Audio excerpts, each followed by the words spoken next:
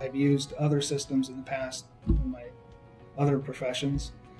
And talking to Luke, the one big selling item for me was that he was going to do the legwork. He was going to have the people on the ground to go find that information, gather it, validate it. He would validate the information that I would provide him off my spreadsheets, and we'd work forward together on it and make sure that we had a good product at the end.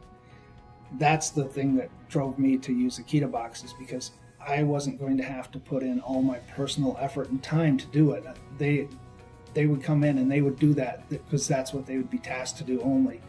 They wouldn't be tasked to do that and then go fix a toilet or a shower head or whatever it might be, paint the football field. They would be able to get it done quicker than I could.